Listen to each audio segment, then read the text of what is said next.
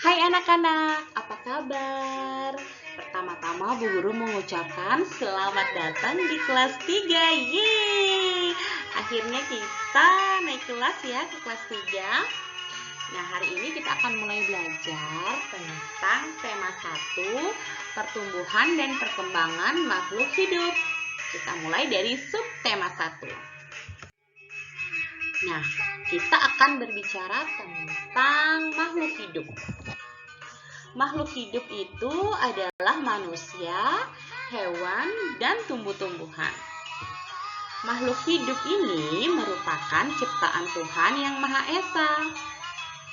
Setiap makhluk hidup memiliki ciri-ciri tertentu yang membedakannya dari benda-benda lain ciptaan Tuhan. Adapun ciri-ciri makhluk hidup ada 6.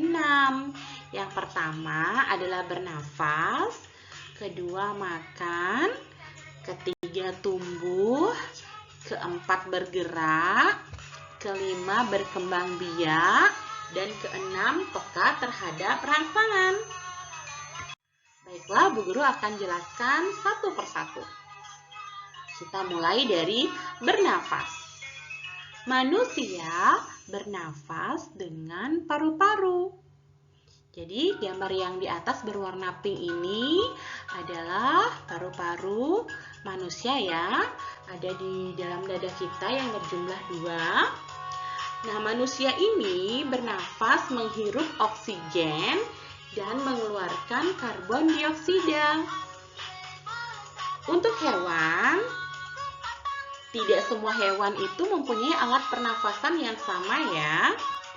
Tidak semua hewan itu bernafas dengan paru-paru.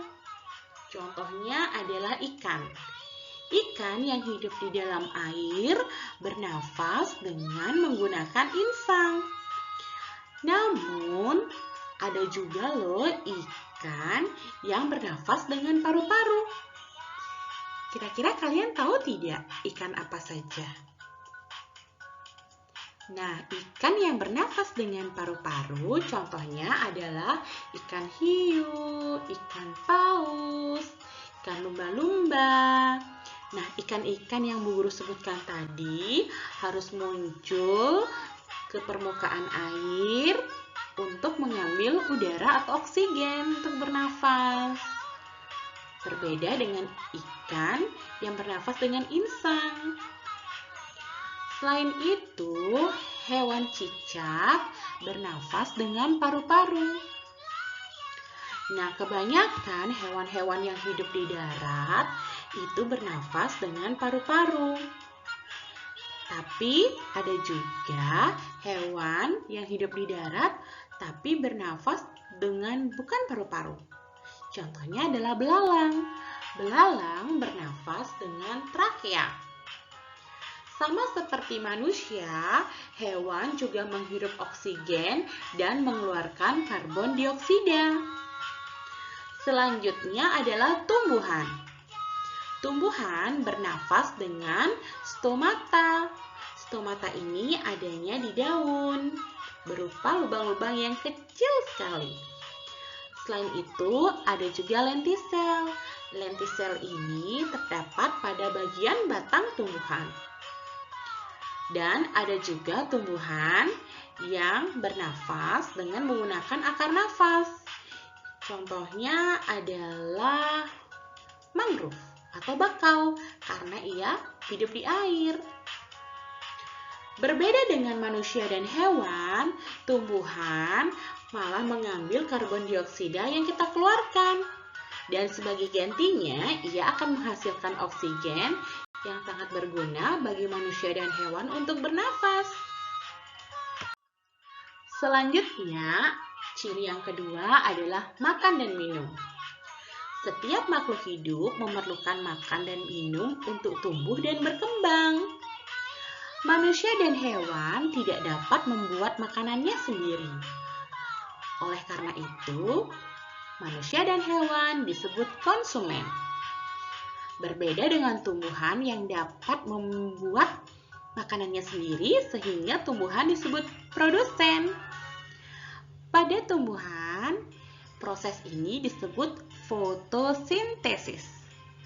Fotosintesis adalah proses membuat makanan pada tumbuhan yang terjadi di daun.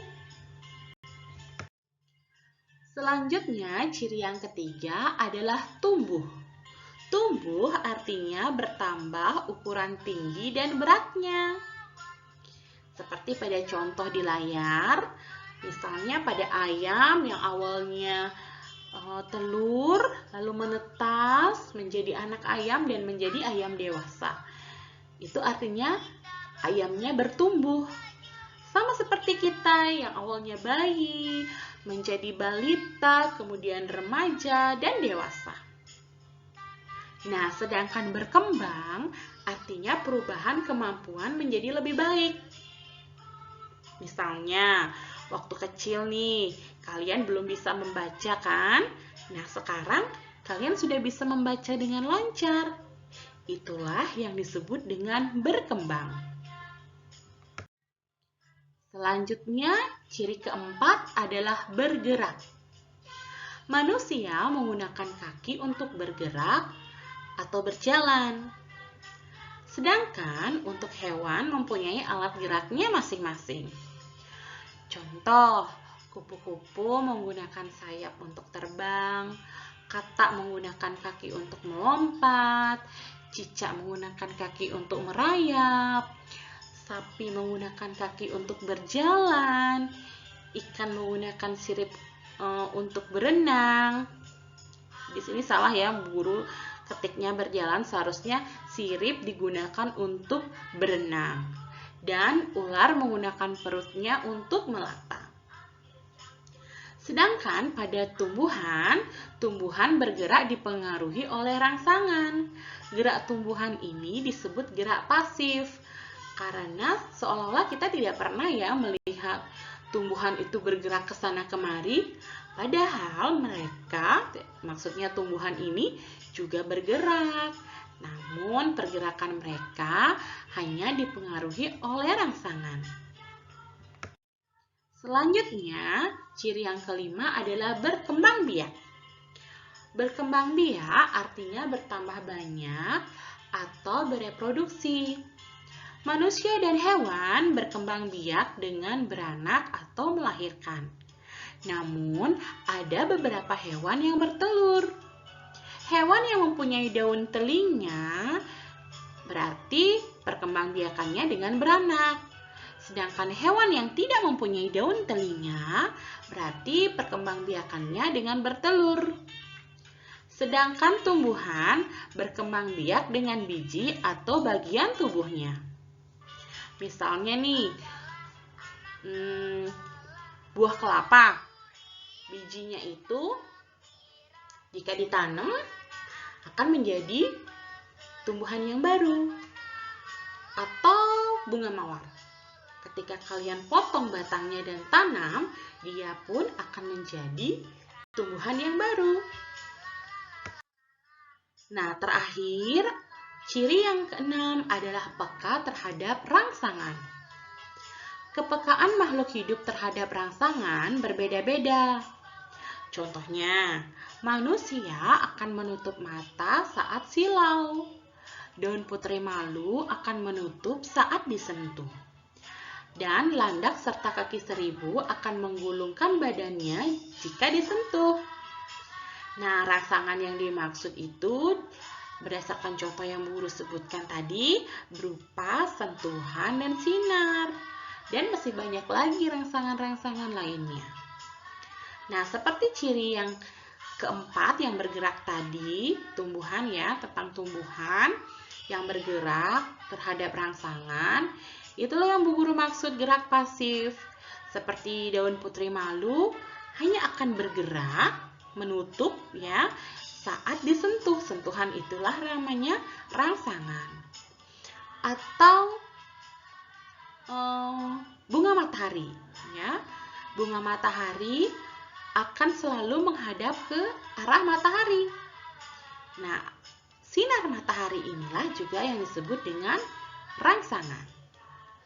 Dan masih banyak contoh-contoh lainnya. Nah, bagaimana?